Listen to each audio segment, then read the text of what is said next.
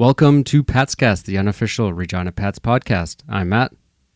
I'm Chris. And this is our episode for October 3rd, 2021. Smith down the far side for Bedard in the middle. Bedard trying to split wide to his right. He shoots, he scores! Connor Bedard, what a rocket! 5 minutes and 37 seconds into the first period. Here's a good look. Rebound, scores! Second chance opportunity.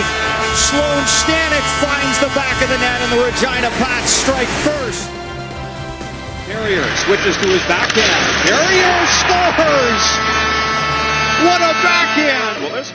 Well, Chris, 2 games and 2 wins. It's been a while. I didn't look back at the records there of when the Pats have started off 2-0, but it feels like it's been a while. I know I messaged you going into these games, and I said, I want to roll these guys. I really want to win these games and win them decisively.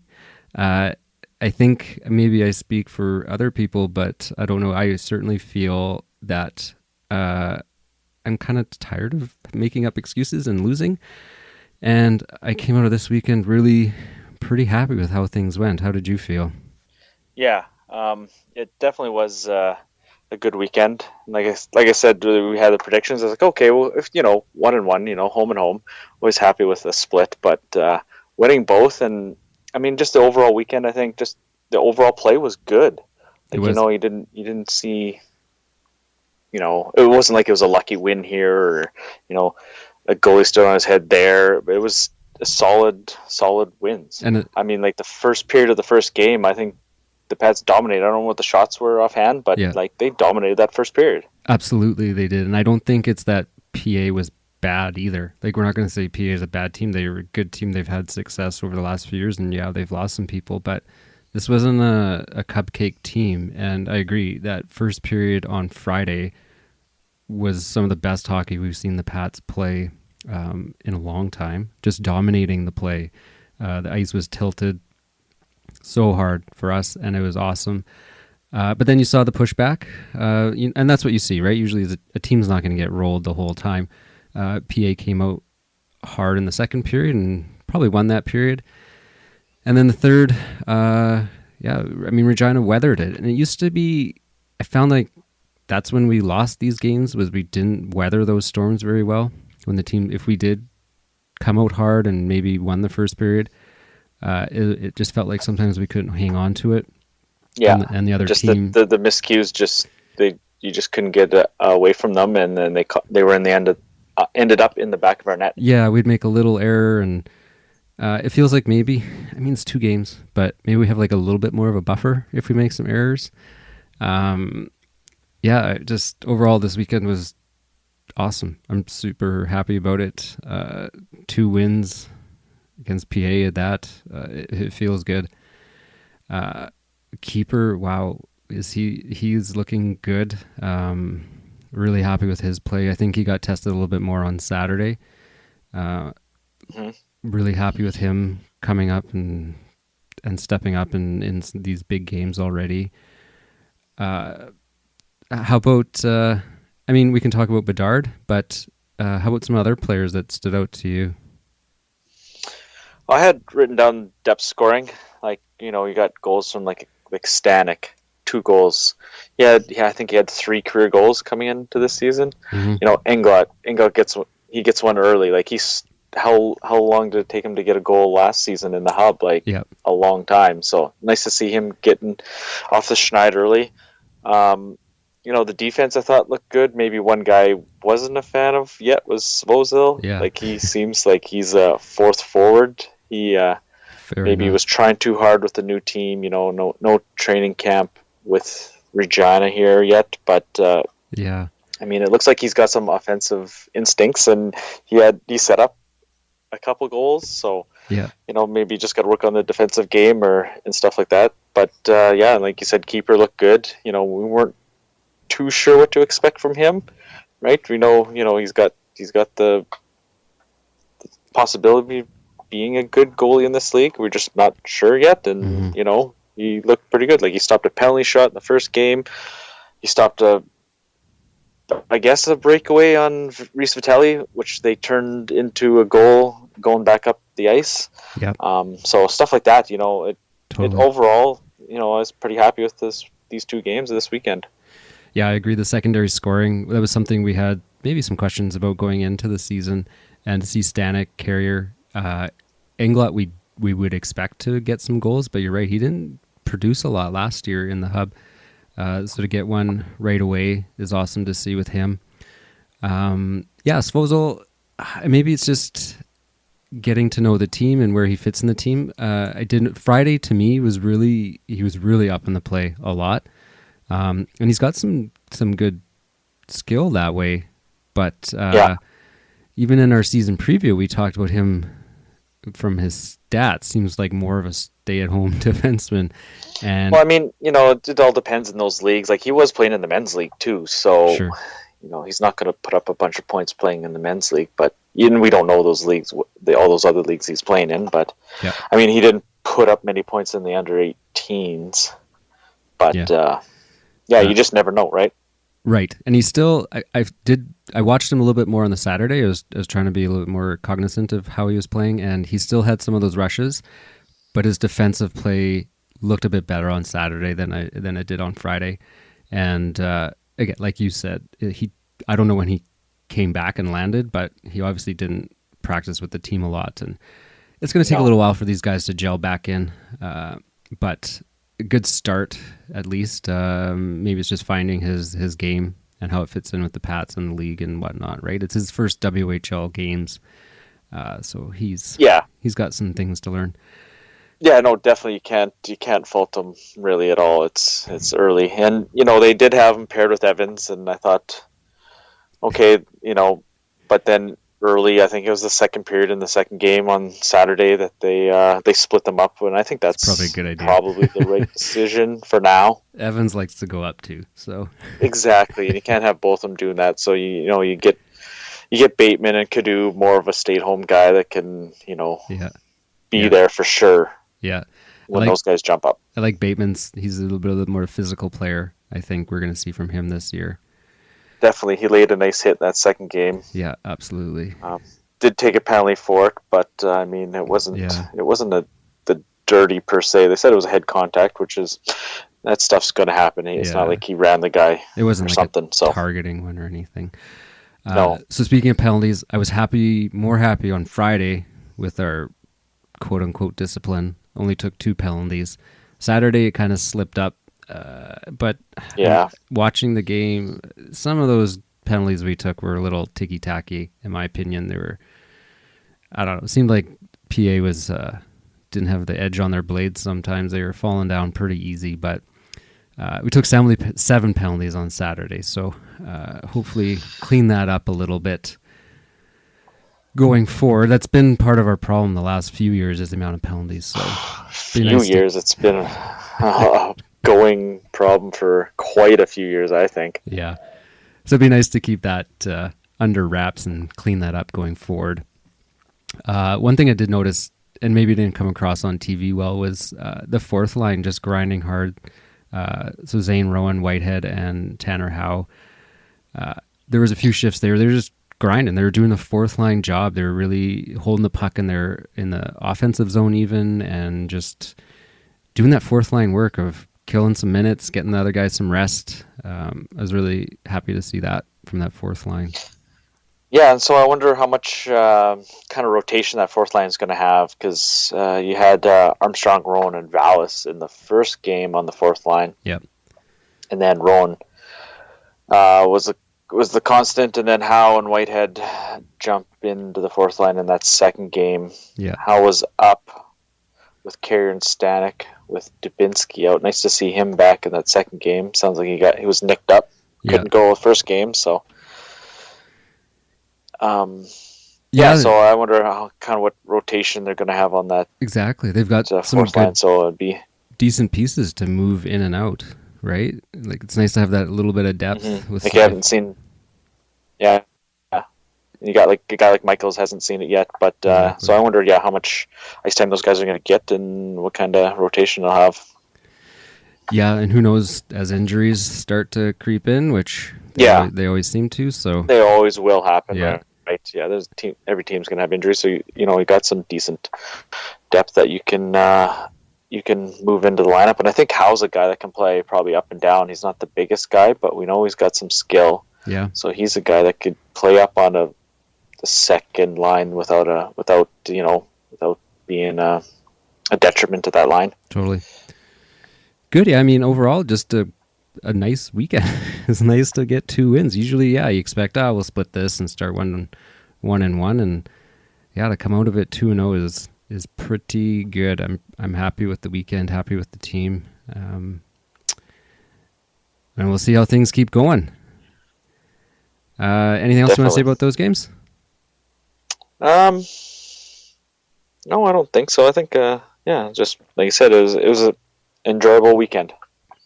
So you watched on CBC. How did it look on that? Quality-wise, everything, the broadcast, the CBC broadcast was pretty good. Yeah, it wasn't available even on the WHL Live. I was going to listen to it watch it on WHL Live, listen to Dante, listen to him, because I couldn't get the away feed on Friday night, so I listened to the new PA announcer, who I thought was pretty good. He was, So I watched the CBC feed, and I got Sam Cosentino throwing in his 2 cents there. He's always well versed in the CHL landscape. So I thought the CBC broadcast was good. Good. Being there, it was yeah. So how was the atmosphere at the game? Not as great. It wasn't that awesome, to be honest. The stands were, gosh, I'm gonna say 50%. I didn't look at the attendance, and maybe they had more tickets. I looked it up. It said 42. Okay, but I don't think there. Maybe there was. I don't know. It wasn't great, to be honest. I was not. Wasn't totally happy with the atmosphere.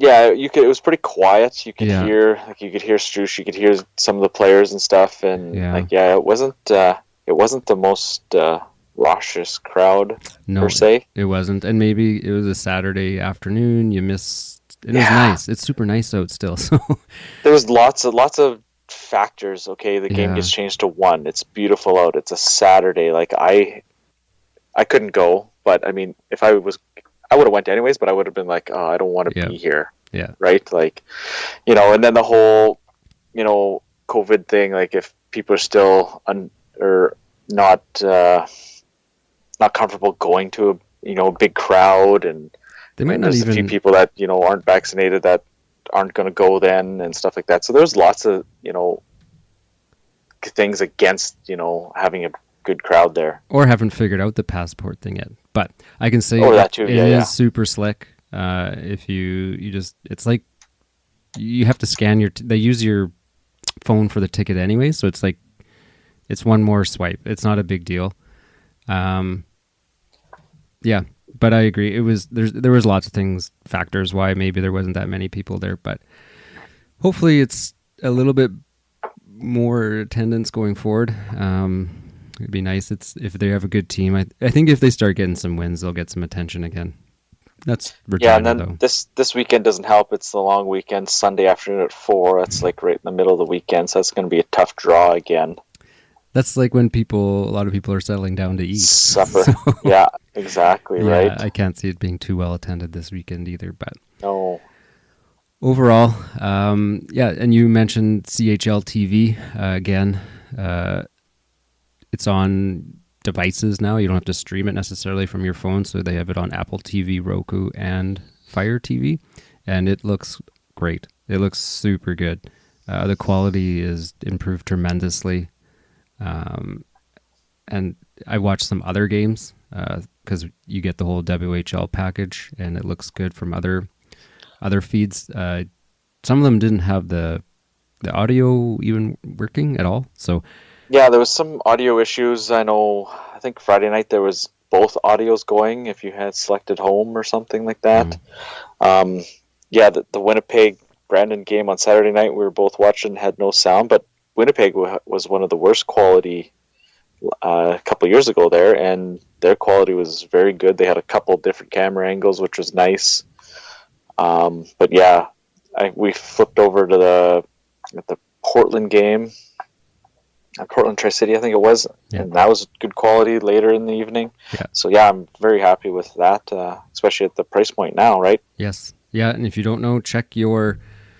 I was one of the the emails to the season ticket holders a little while ago now that has a discount code. If you are looking for it, check your emails from the Pats. And it's in there somewhere. Okay. All right. Well, let's talk around the dub. So let's start with Regina Pats. We forgot to talk about this when we were talking about some personnel changes. Landon Watson has been promoted to the Director of Hockey Ops. So Landon used to do kind of like the video but like for strategy. He didn't do like game day video. It was more like like video like scouting or breaking down video for internal purposes, I believe. Yeah, so he's moved up to a fairly high position. So good for him to see that. Someone who might be part of the Pats organization for quite some time to come now. Something like that. The other kind of maybe elephant in the room that we didn't talk about last week either was the change in ticket prices. So it did come a little while ago. They have reassigned a lot of the seats. So a lot of gold or a lot of silvers got changed to gold and bronze got changed to silver. So everyone's seeing an increase in their prices. When you start going through it, and they use Ticketmaster, which I think if anyone's dealt with Ticketmaster and everything that goes along with them, you get some inflated prices.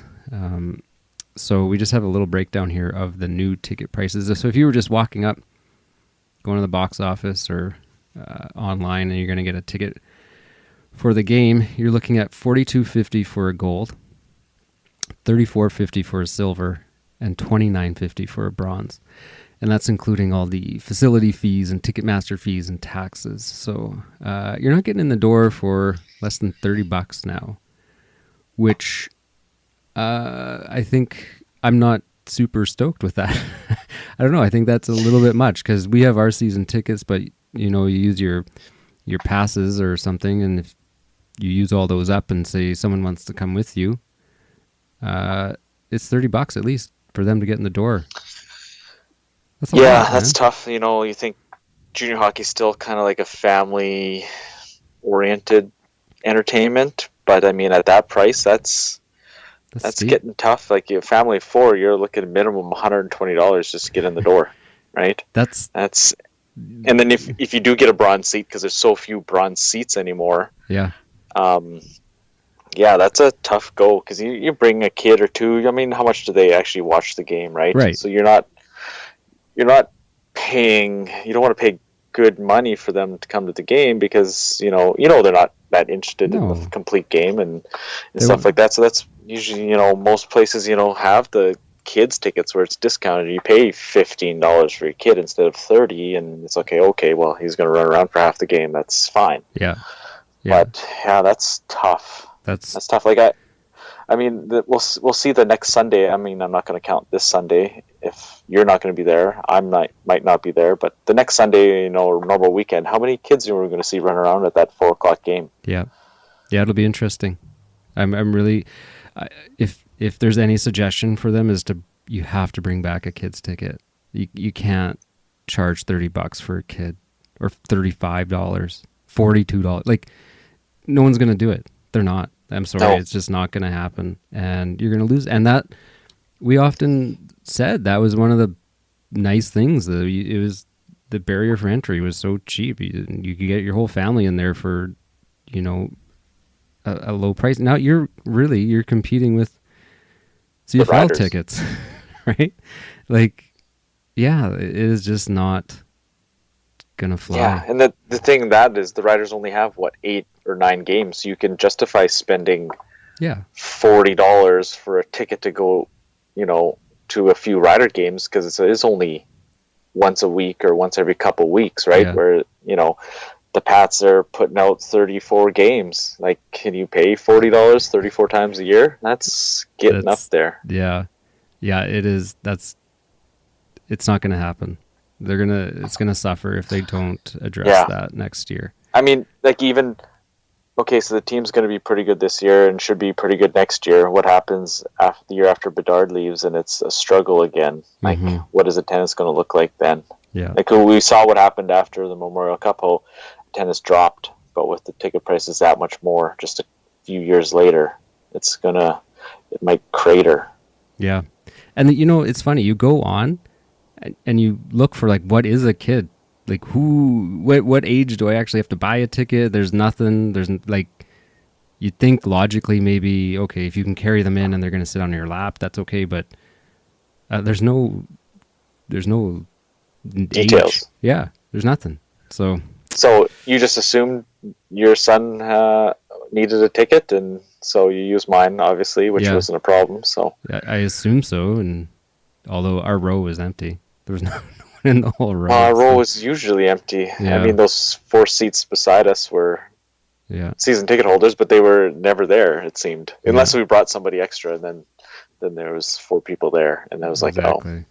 Of course. But, okay, well, we'll see how that plays out, folks. Hopefully they think about it. I hope so. I think, so going from maybe something that we didn't like to something we do like, those jerseys. Oh yeah, how didn't we talk about those? Those were beautiful. Hey. Yeah. That's yeah.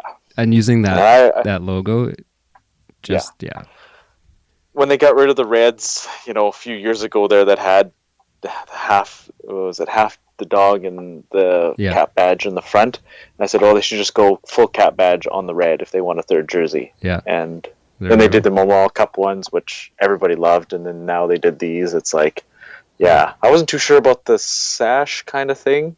That's kind of maybe got to grow on me, but I mean, overall, the jersey is very nice. I think it has more. It's kind of that tribute to the military kind of part of it, right? Having that.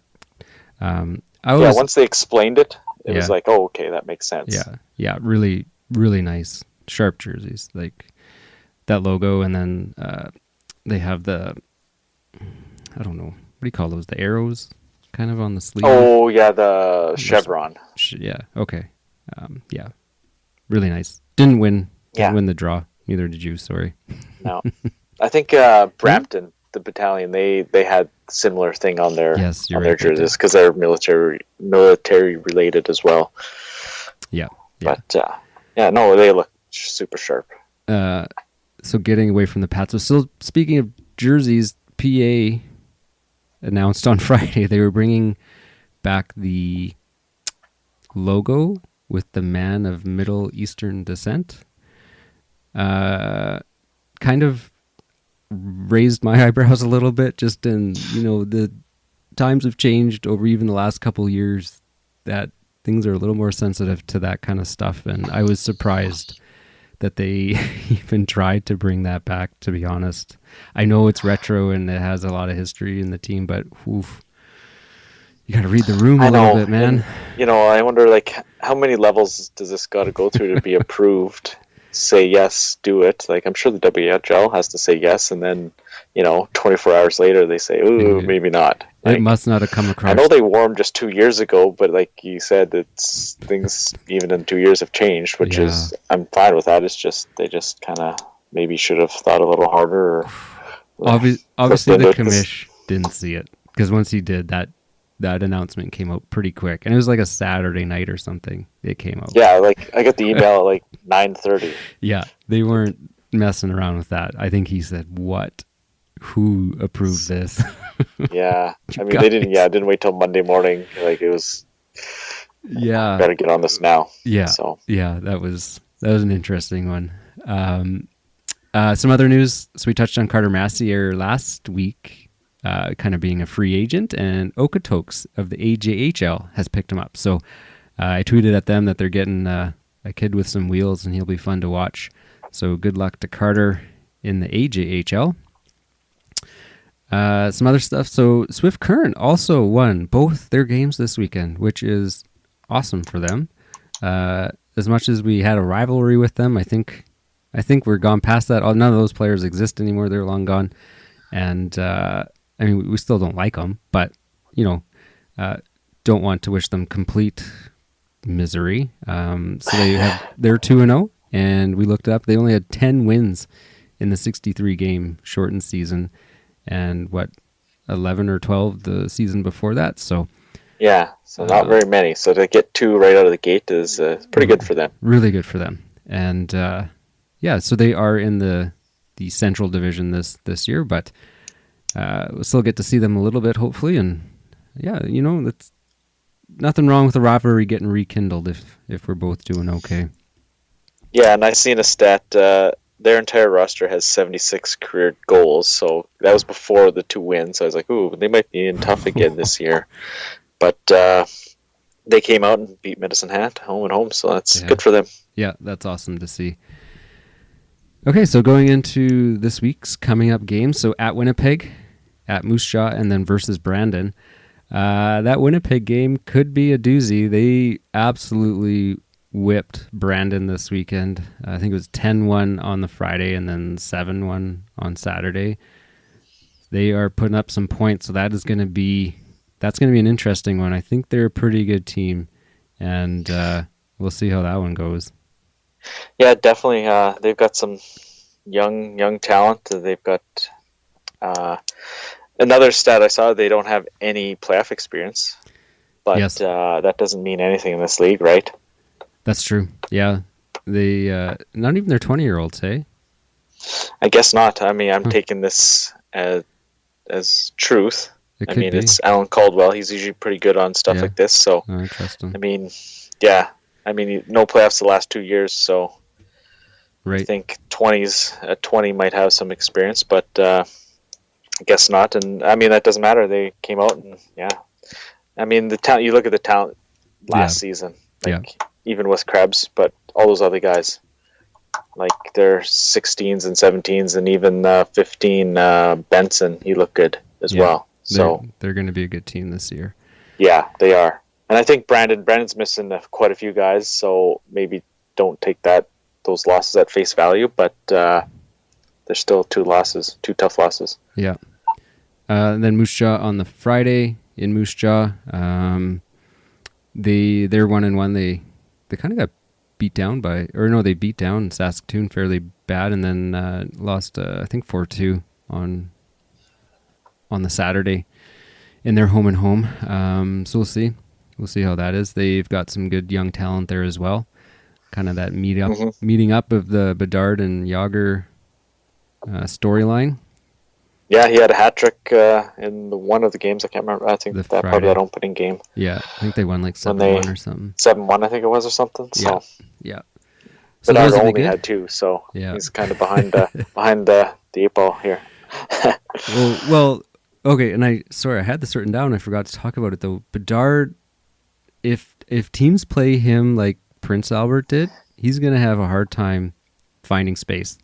So if anyone who didn't see these games, when Bedard was on the power play, they had a guy shadow him. And by shadow, I mean that player didn't even look at the puck. They followed Bedard around. He was in Bedard's face almost. He didn't follow him. He just stood in his face. He was a shadow. And just in his face. Yeah. That player didn't know what was going on. The puck behind him, nothing. That was his job, was to stay on Bedard. And I don't know if other teams are going to do that or not. It seemed to work Friday because we didn't have any power play goals. We did get 2 on Saturday, but I've never seen that before. I've never seen a player literally just blanket shadowed. It's something. And if teams are going to do that, we're going to have to figure something out, obviously. Yeah, I think that might only be on the power play. I think yes, yeah. But you got these other guys got to step up. Like, you can't rely on him to do everything if stuff like that's going to happen. So I mean, if that happens, then it's a 4-on-3 power play or whatever. Yeah. Maybe Bedard just stands at the point and you have a 4-on-3 power play down low or something. I don't know, right? It definitely is interesting. That's for sure. Yeah, it was.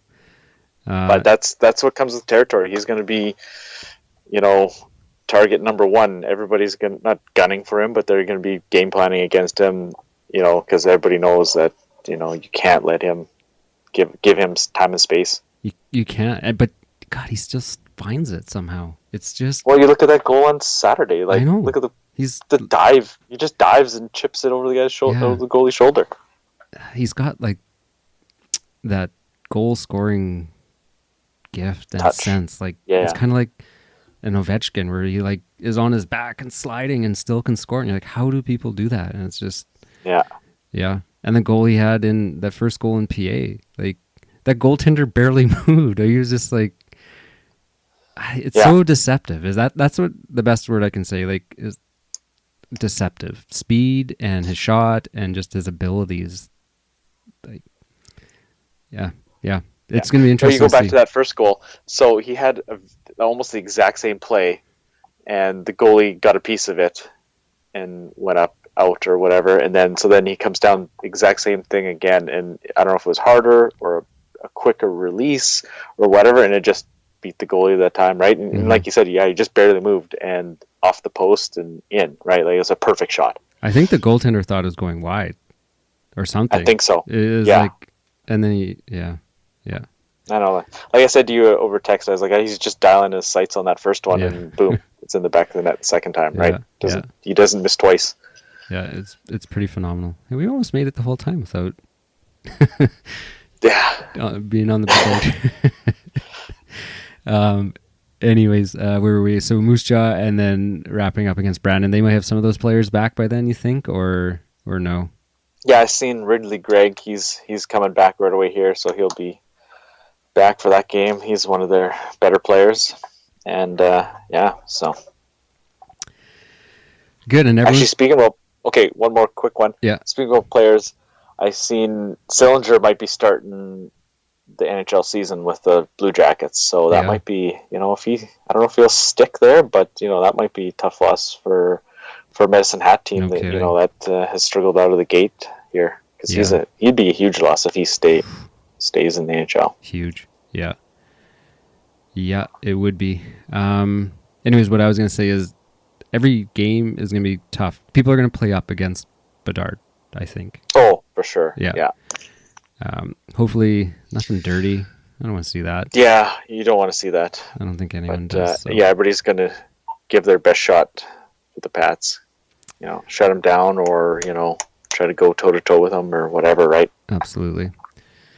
Okay, well, let's wrap it up here. So an awesome opening weekend. Can't ask for anything more than that. And let's hope to keep it rolling through this week. Winnipeg, tough game. Good rivalry there in Moose Jaw. And then Brandon at home. So everyone get out to the rink, stay safe, and we will talk to you guys next week. All right, talk to you later, folks. Patscast is a proud member of the Saskatchewan Podcast Network. If you're interested in other homegrown podcasts with a wide variety of topics, check out saskpodcastnetwork.com.